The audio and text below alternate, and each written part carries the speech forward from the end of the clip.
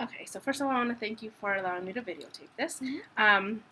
And I really just wanted to talk to you about the last leap and kind of our coaching cycle thus far and what we're going to be doing next week. So I wanted to debrief with you really quickly and just highlight how much of a difference I saw when we focused on I-5, that monitors all students' progress towards objectives through the lesson using varied frequent checks for understanding.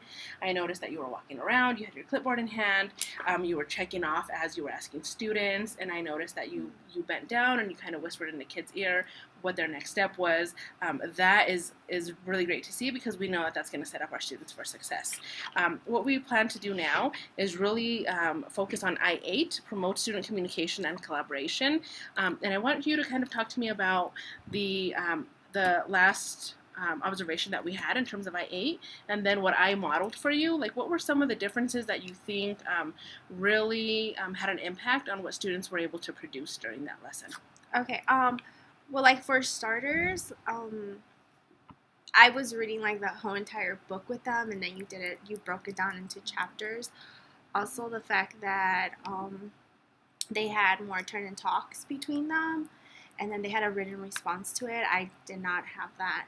And the how you like made it clear to them, like, okay, we're gonna be asking and answering questions, and I feel like they were more involved in the guided reading between them, among them, and then like with me too, rather than just reading and like having them answer like the orally questions. Mm-hmm. I felt that since my kids are really high, like they should be doing written responses. So that's another plus that I saw in that.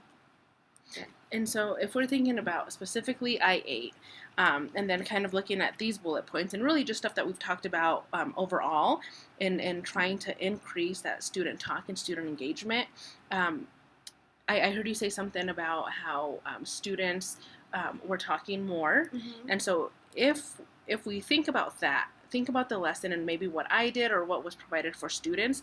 What do you think really made that possible for the students to be able to engage more in the lesson and talk more?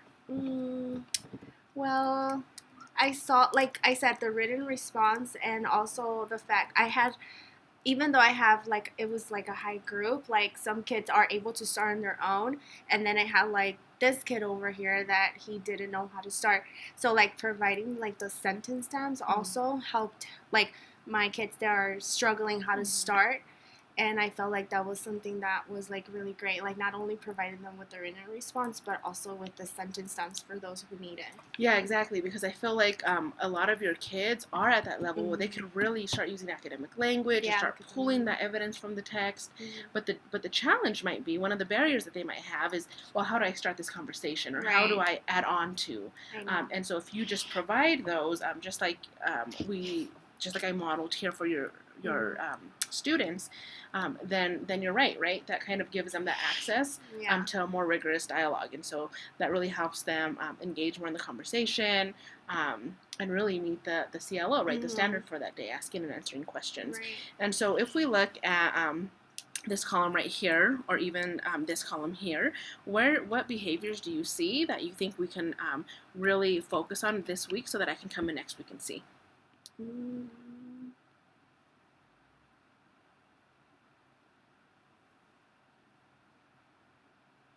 Okay, well, we kind of focus on that when you model.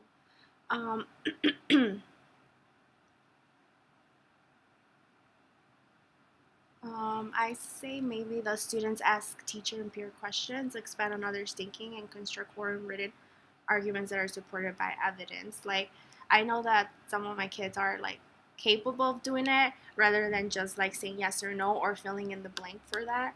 Um, Maybe more like using the academic language in their account in their talk.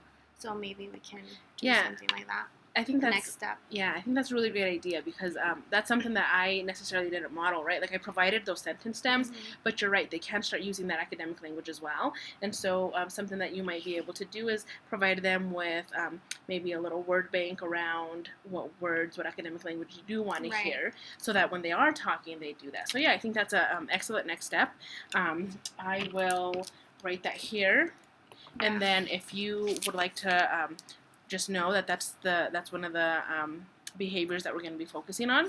And then, like you said, your next step would be to provide the students with the sentence stems and possibly word banks with the academic language that you expect to hear from them. And then I will be in here next week to see if I can see some of that and give you some feedback before your next partial.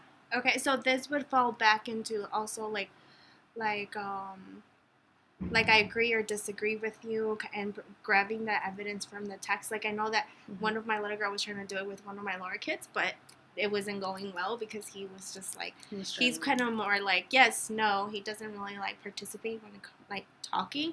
So I don't know if that I'm sure I'm not 100% sure if it falls in that category. Yeah. So.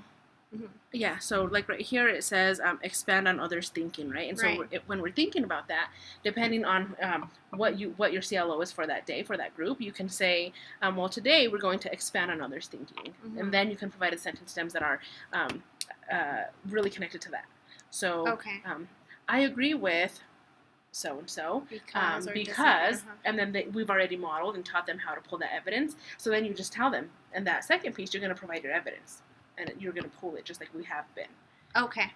And so that would be part of that. So I can add on to that, or I would like to add on, or I would respectfully disagree.